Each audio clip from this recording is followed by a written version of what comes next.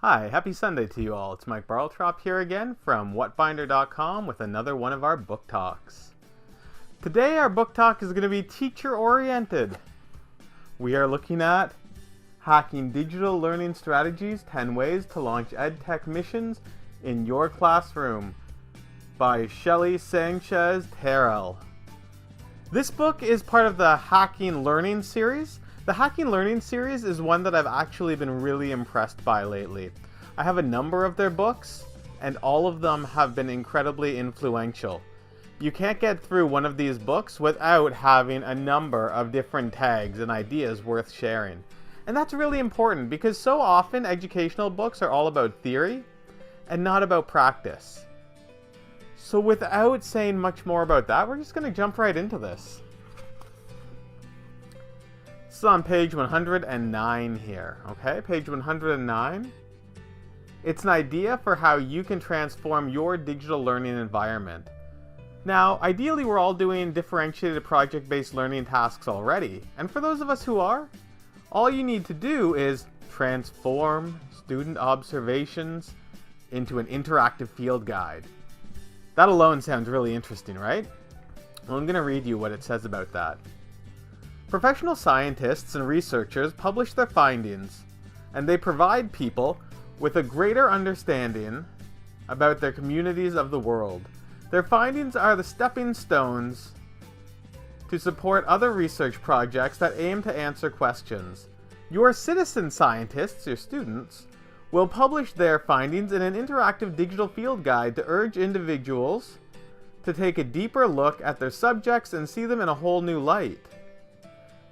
There's a mission for this at the back of the book that explains it in more detail. Mission 4 has details about publishing a digital book and an option to create a website with a page dedicated to each student's findings. Each page should include the most important insights from the field journal, including photographs from student observation logs. So already with that one idea, we can see how we can take what we're doing in the classroom and make it apply to the world around us. So often student work is incredible, but never has the ability to leave the classroom walls. At most, it's shared with the 30 peers, and sometimes it just lives and dies on the teacher's desk. So what we're going to do here is take all of their learning and put it into a digital book. You could have one student creating an interactive Google map that highlights a number of areas with images and charts attached to it. You could have another student using Google Sheets to create all of the various graphics and charts that will go into another student's layout page. So all of a sudden, you can see how we've differentiated that learning. Students are able to choose an expression that best fits their ideas, and they're all able to work on something together. Not only that, but knowing that this is not something that's just going to go to the teacher and be the end of it, gives them that incentive to push a little bit harder. If they know that they're going to self-publish a book on Amazon's ebook shop, or if they know that they are going to create a website out in the world, even with something as simple as Google Sites, which now has incredibly powerful and beautiful looking designs, they will know that what they're creating has meaning. And you as the teacher can take it that one step forward by encouraging them to think about, what organizations could this be useful to? Who could we share it with and show it to? And what might they build off of? This is something that's not possible without that digital landscape. We need to bring an audience in using the digital landscape, and we need that digital expression to have that multifaceted approach. So that's one idea. But there's a second one I want to share with you because it's something that I've been thinking about a lot. The idea of gamifying education is something that I've been working on for the last 12 years. Having badges is something that's always been really important. People love achievements. How many people have spent 20 hours on that Xbox game to get that final achievement, even though all it does is give them 200 points towards their gamer score, which ultimately doesn't mean much? Too many people. So by having these badges, you can set up a system where students are rewarded. But how do we give out the badges in a way where it seems fair? This book has a solution. On page 121, it says, generate excitement about earning their peers' badges.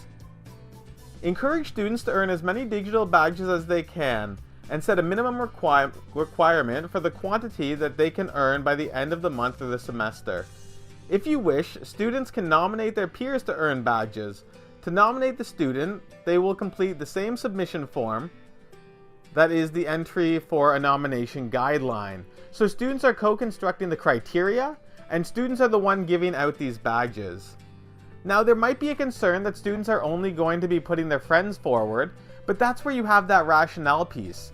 Because all of a sudden, if they have to explain why this person deserves this badge, it's another layer that lets them express themselves and demonstrate key cross-curricular literacy skills. So this way, it's not the teacher who is trying to hand out these badges, it's the students themselves. So they're not out there to impress the teacher, they're out there to help build a community. And that's incredibly important. So this idea of badges is not only a way to incentivize students to work on things, it's a way to incentivize community creation. And that's really important to me. As an educator, especially one who's been working with digital blended learning environments for years, these are some ways that I can up my game. Now, I have a lot of great digital ideas, but hacking digital learning strategies gave me some things that I hadn't thought of before, and that's always really important to me. I give this book 4 Wi-Fi bars out of 4. That's full bars. So, if you've liked this book talk, and you think that you might want to hear more about them, you can click all the things to like and subscribe. And if you've already read this book, or if you're thinking, hey, I think I might want to read this book now that you mention it, can you tell me a little bit more about it? Then feel free to get in the comments and let's have a discussion. I'll see you all next Sunday, so keep reading.